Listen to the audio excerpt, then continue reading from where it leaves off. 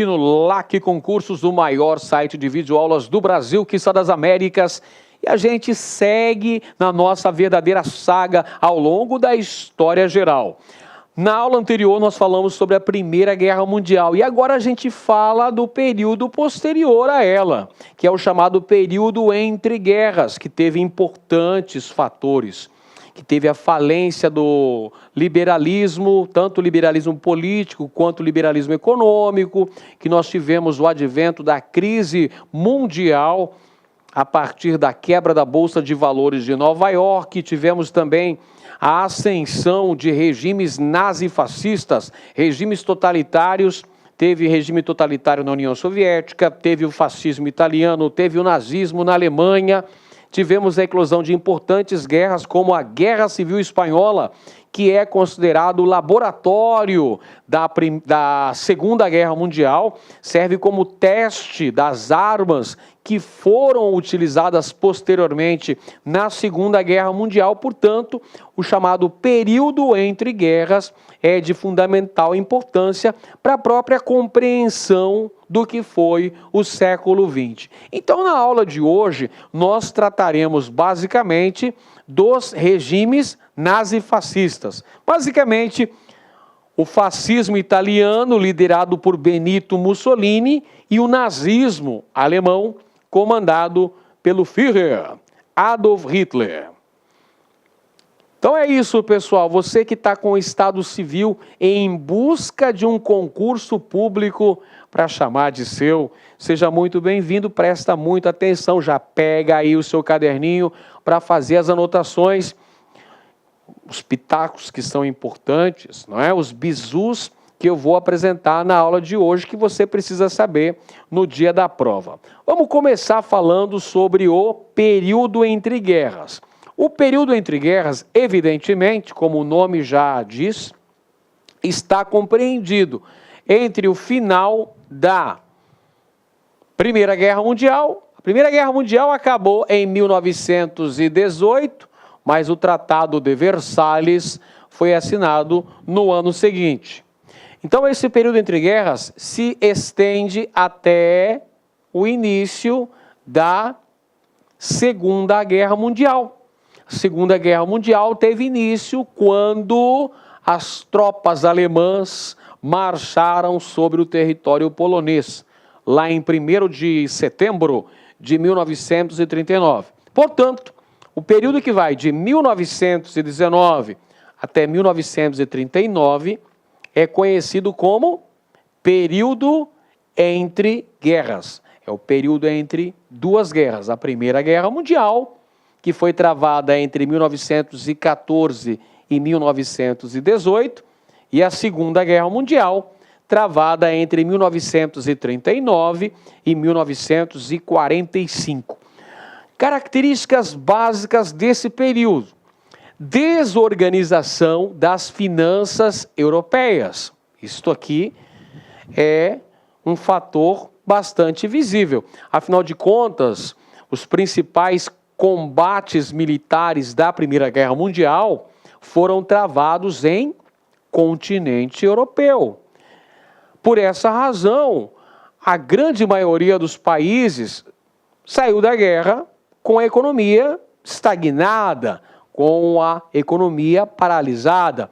Mesmo os países vitoriosos enfrentaram sérios problemas: diminuição da produção industrial, queda na produção agrícola, problemas de abastecimento, crescimento do desemprego, crescimento de partidos que eram defensores da ideologia do socialismo. Afinal, lá na Rússia havia acontecido uma revolução socialista, a Revolução Bolchevique, de outubro de 1917, e em 1922 surgiu a União Soviética. Logicamente que essas ideias socialistas espalharam-se pela Europa e havia um grande temor que novos países se tornassem socialistas.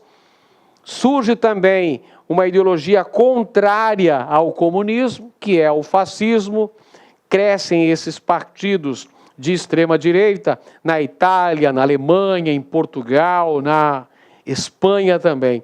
Então, um fator importante, pessoal, esse eurocentrismo que até então vigorou, quase que hegemônico totalmente, é ameaçado nessa época pela ascensão dos Estados Unidos. O próprio padrão de vida americano, o chamado American Way of Life, os anos de ouro nos Estados Unidos da década de 20, de grande progresso econômico e material. Então há uma desorganização das finanças europeias, muito desemprego, crise econômica, enfim. Temos também, olha aí, a projeção econômica norte-americana, os Estados Unidos despontando como uma grande potência financeira no mundo. Os Estados Unidos, inclusive, financiando a reconstrução do continente europeu. Os Estados Unidos vão nadar de braçada nessa época aí. Os Estados Unidos vão apresentar uma grande prosperidade econômica, o American Way of Life. Nessa época, por conta da inflação, por conta do desemprego, da carestia, da crise econômica, teremos várias críticas aos valores do liberalismo político. Há uma crise ao liberalismo político, uma crítica muito grande, pessoal. Por essa razão que vão crescer tanto partidos de esquerda quanto partidos de direita.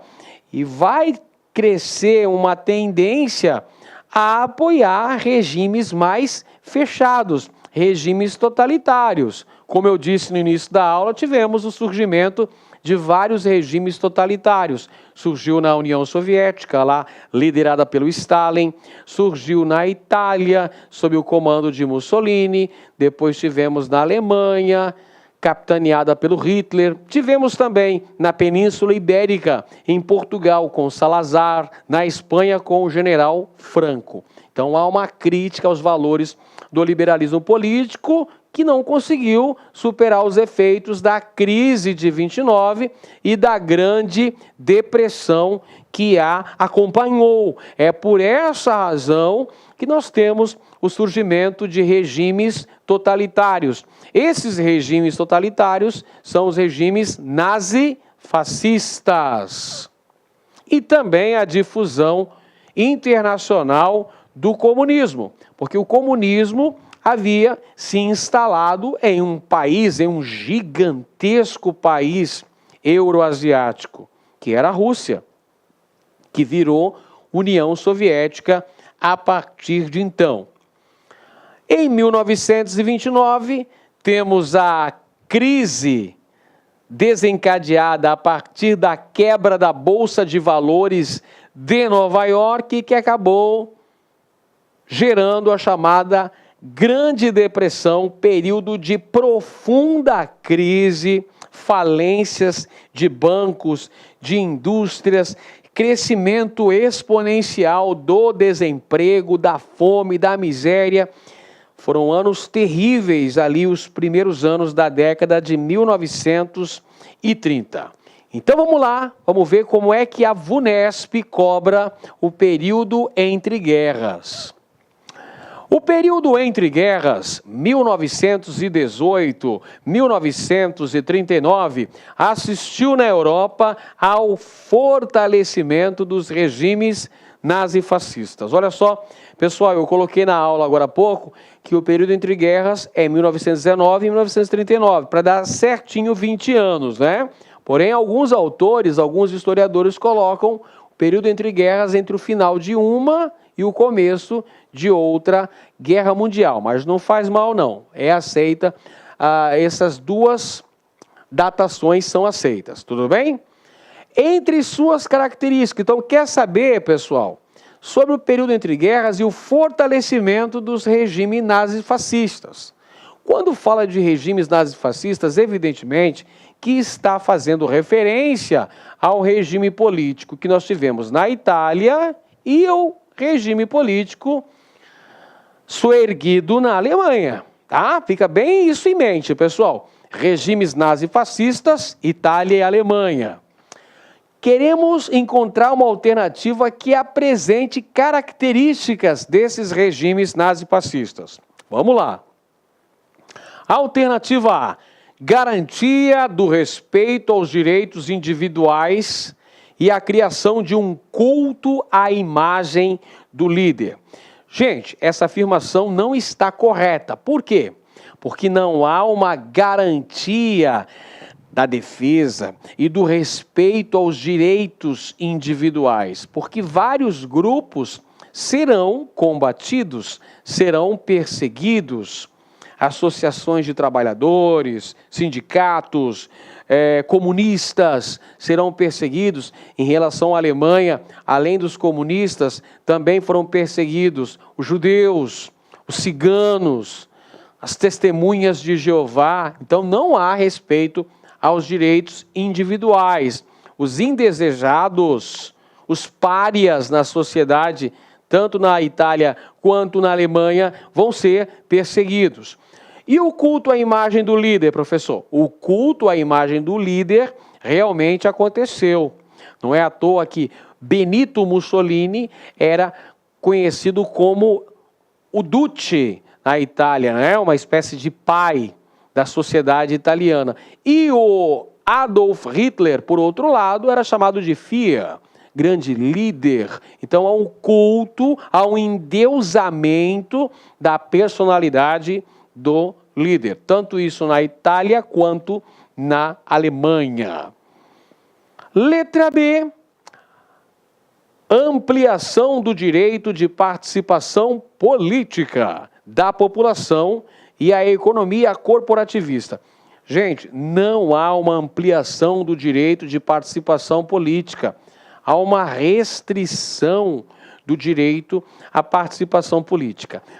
Tanto é que a Itália e também a Alemanha eram regimes que só aceitavam um partido político. Então você tinha apenas o monopartidarismo. Na Itália, só o partido fascista. Na Alemanha, o único que poderia existir era o partido nazista. Então não há direito pleno à participação política. Errada também a letra B. Letra C: a existência de uma polícia política para controlar os cidadãos e a extinção da monarquia. Bom, até nós podemos dizer que existiu polícia política para controlar o cidadão, né? No caso lá da Alemanha, a Gestapo, né? A SS lá da Alemanha, as polícias repressoras existiram na Alemanha. Mas no caso da Itália, por exemplo, né? Ainda havia a monarquia, é o próprio rei Vítor Emanuel quem vai convidar Mussolini para ser seu primeiro-ministro. Então está errado também a letra C. Letra D: a não intervenção do Estado sobre as questões econômicas. A não intervenção do Estado sobre as questões econômicas e a prática de discriminação racial. Gente, tanto o fascismo quanto o nazismo pregavam o Estado forte, autoritário, o chamado totalitarismo, que defendia, por sua vez, o nacionalismo econômico, ou seja, a plena intervenção do Estado na economia, uma grande intervenção estatal na economia. Em relação ao nazismo, você pode dizer que há uma discriminação étnica, porque foram perseguidos os ciganos, foram perseguidos os judeus, as testemunhas de Jeová, até mesmo os homossexuais também foram perseguidos e enviados para os campos de concentração e extermínio durante a Segunda Guerra Mundial.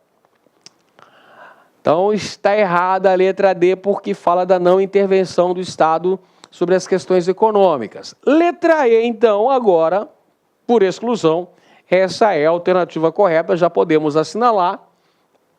o estabelecimento da censura aos meios de comunicação e o caráter totalitário do Estado, predomínio do Estado, o interesse coletivo sobre o interesse do cidadão.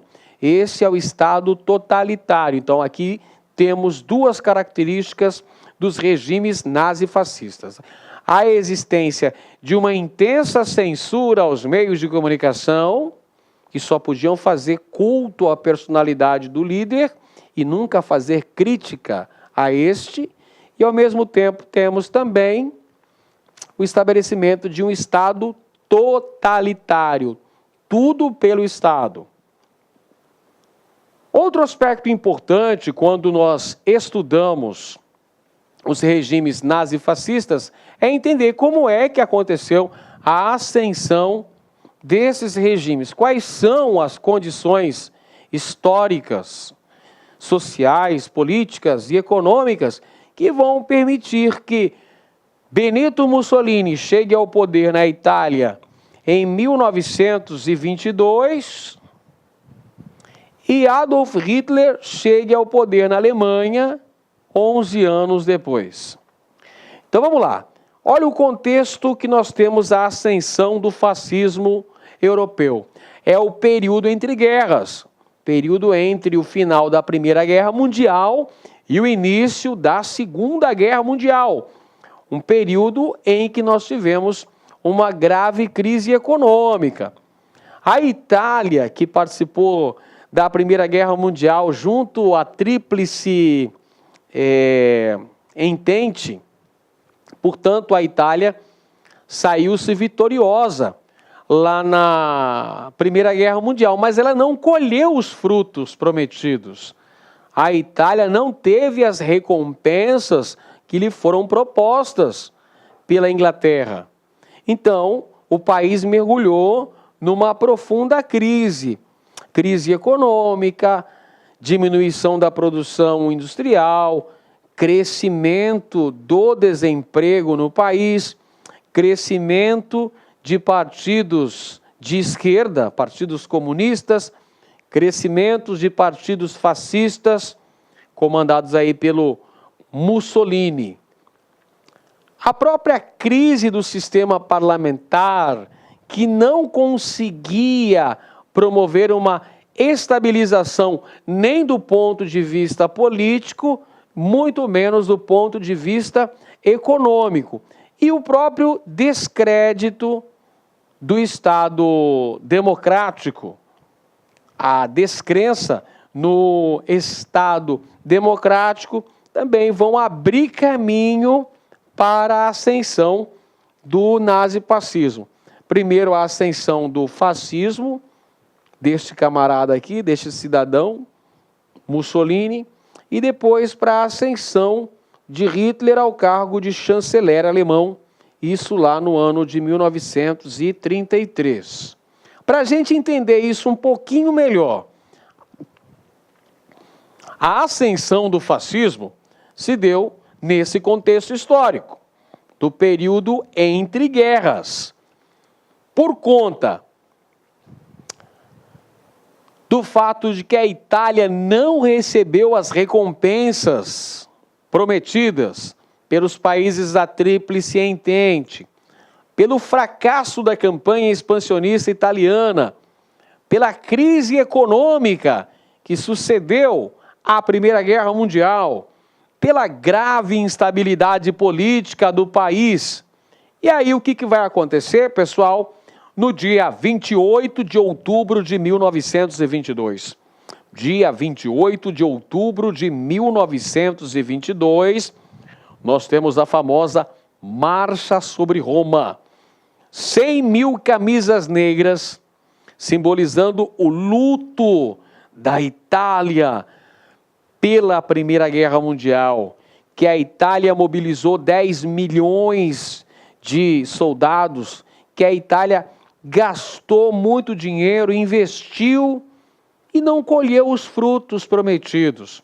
Não obteve as recompensas, as premiações que lhe foram prometidas.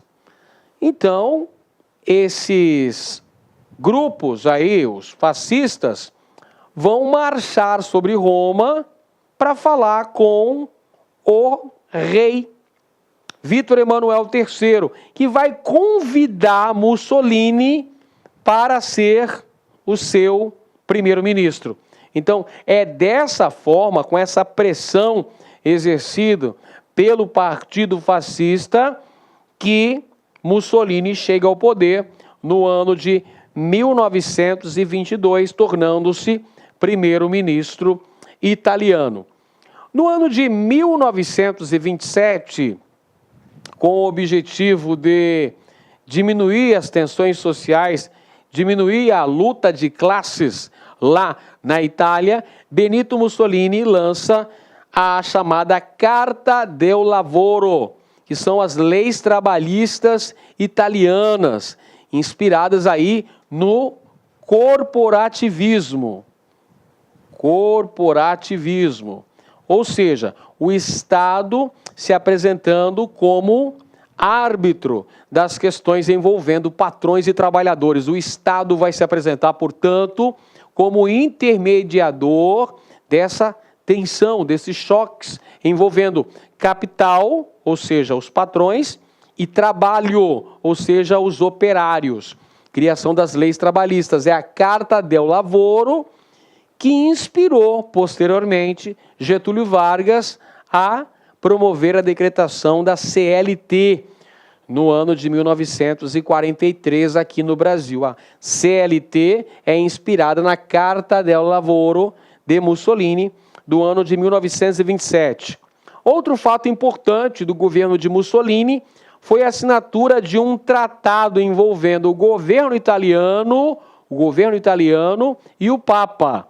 É o Tratado de Latrão, assinado em 1929, onde a Igreja Católica entregava Roma para ser definitivamente a sede da Itália. E é criado o Estado do Vaticano, o menor Estado do mundo, o Estado Pontifício do Vaticano, governado pelo Papa, né? Então Roma passa definitivamente, porque foi feita a unificação italiana, consolidou-se lá no final do século XIX, lá por volta de 1871, mas ficou aquele litígio com a Igreja, porque a sede da Igreja Católica sempre foi Roma, não é?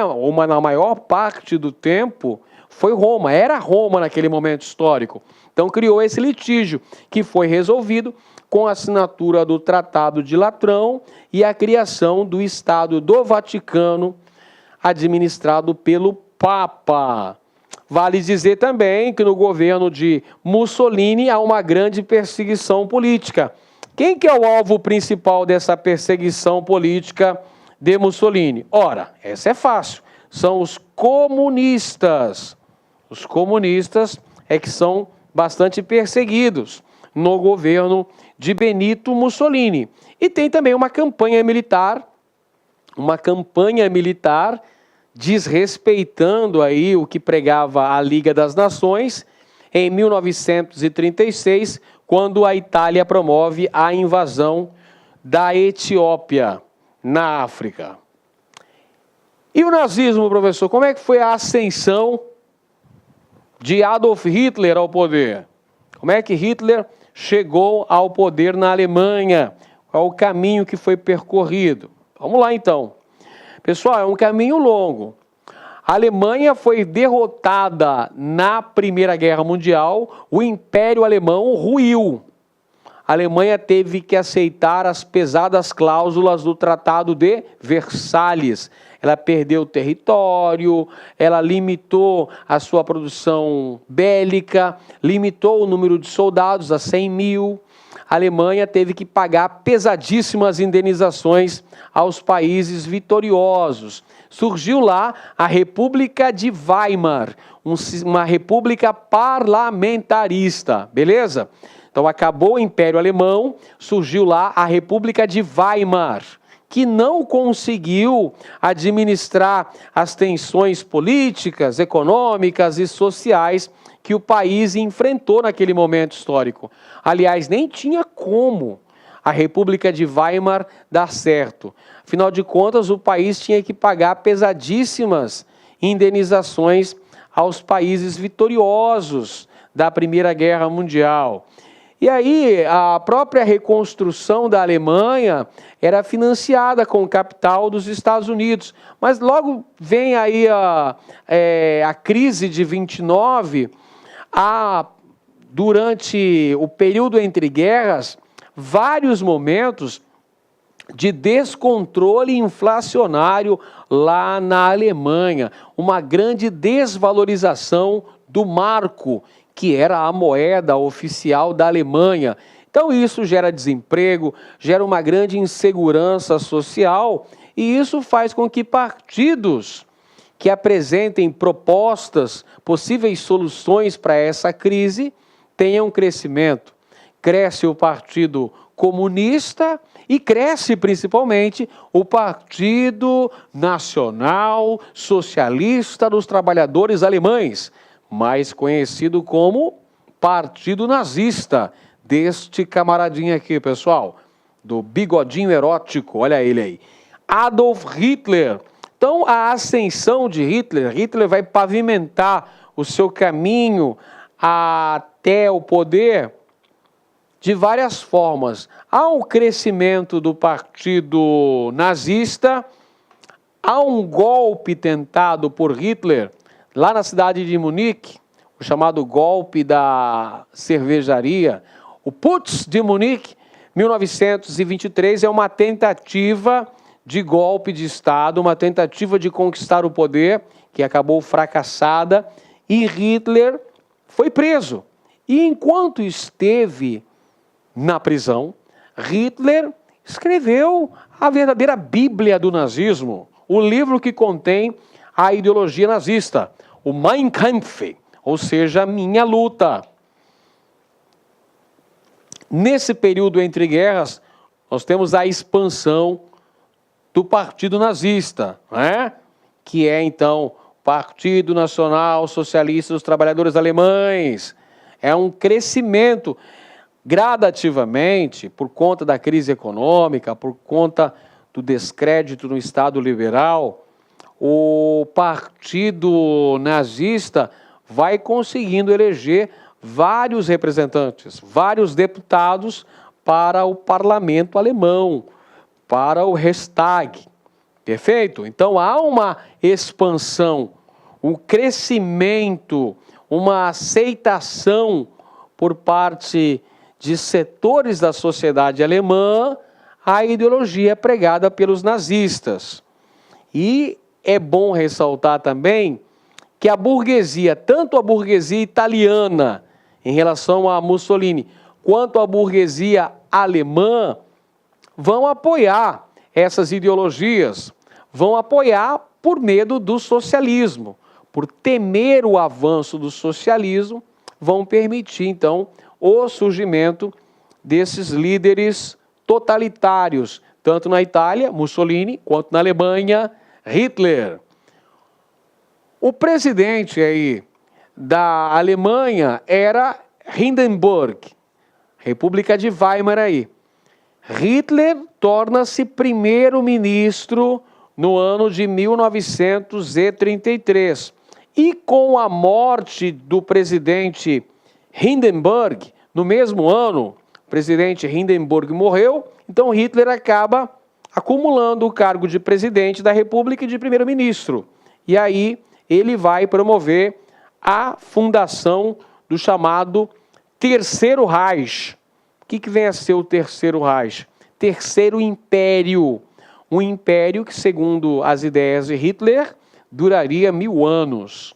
Lê do engano, hein, seu Hitler? É o Terceiro Reich. Aí você pode se perguntar, por que Terceiro Reich, professor?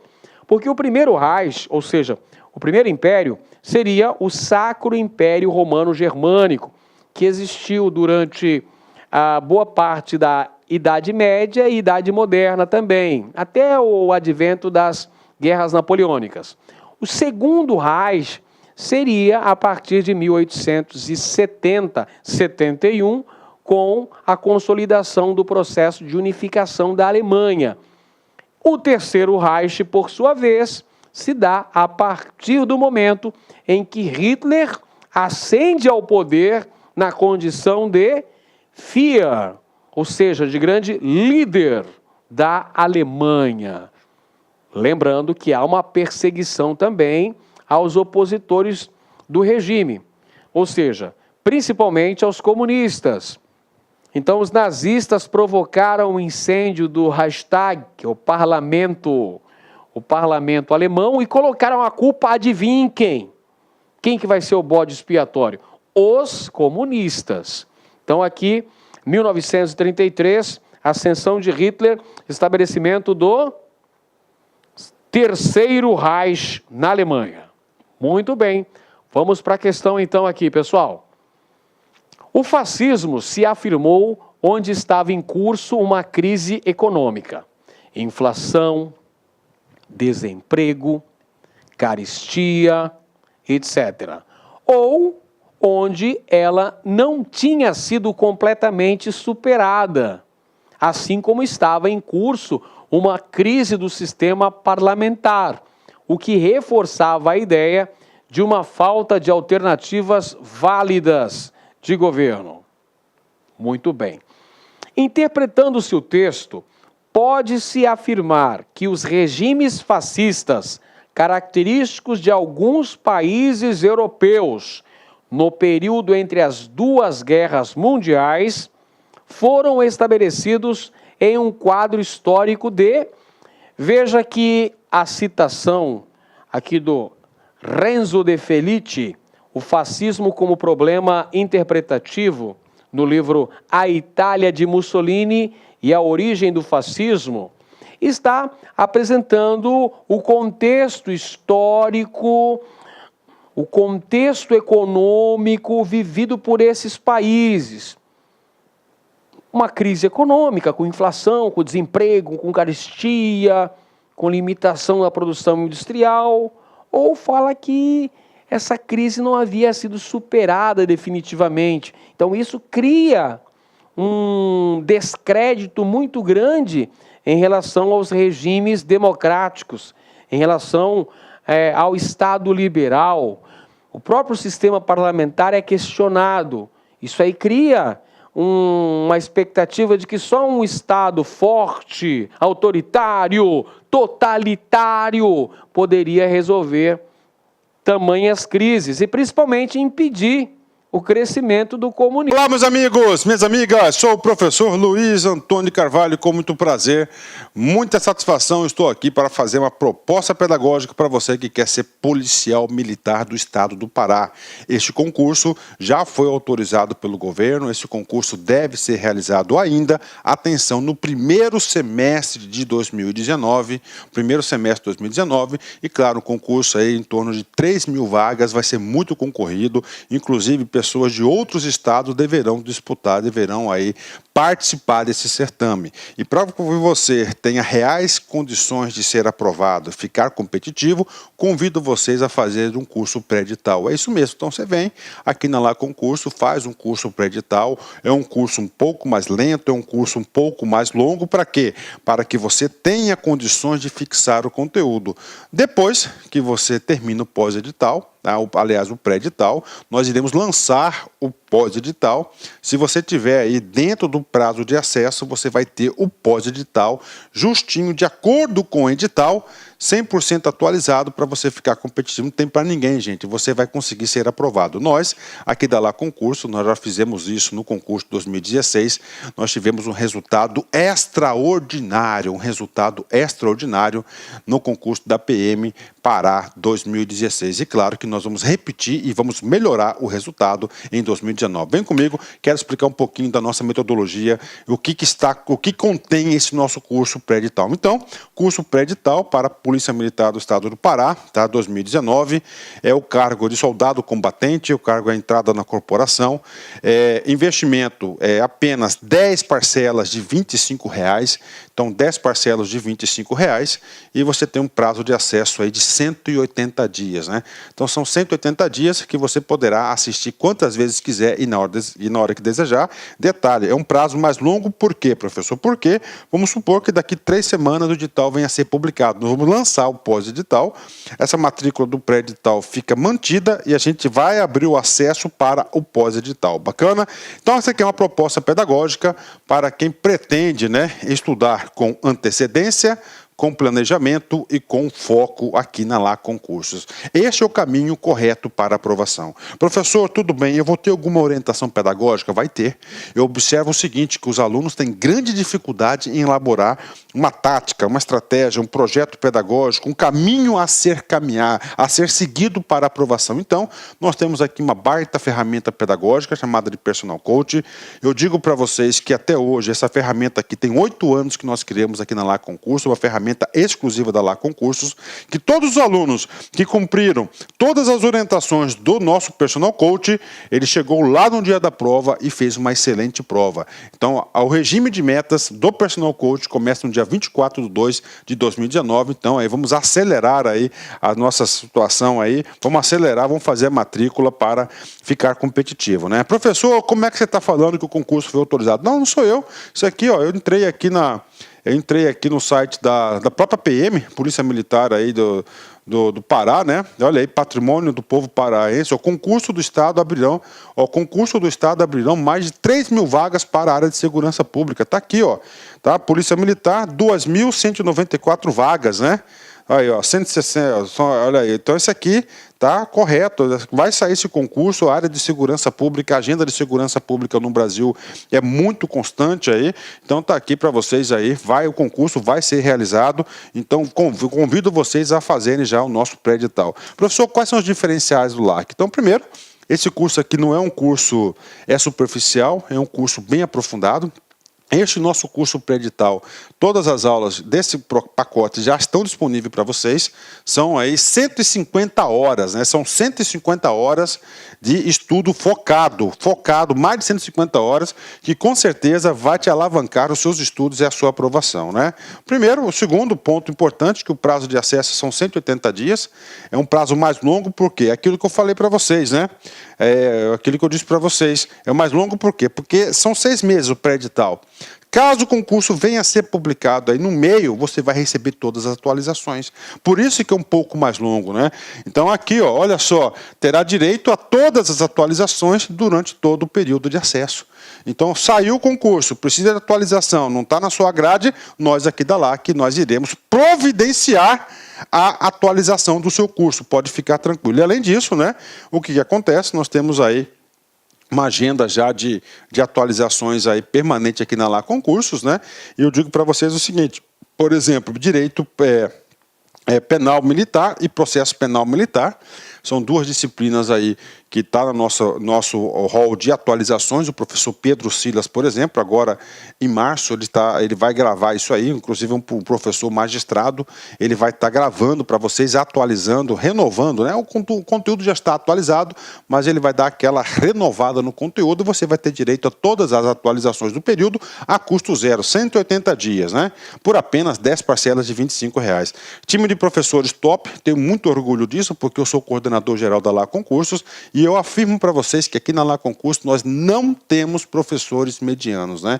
Nós temos apenas professores aí, professores bastante competitivos aí aqui na Lá Concursos, né? Personal Coach, que eu estudo em regime de metas, aqui você não fica sozinho, isso aqui é um plano de estudo, se você seguir este caminho, tenho certeza que você vai se dar muito bem na prova, né?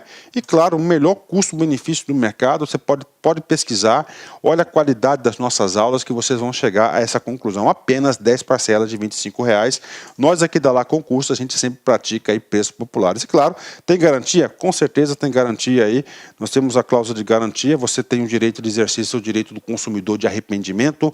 Tem 7 dias, né? Durante 7 dias, tá? Você pode estar se matriculando. Se você se arrepender da matrícula, você pode solicitar aí nos nossos canais formais de cancelamento, que a gente vai devolver seu investimento dentro do período, né?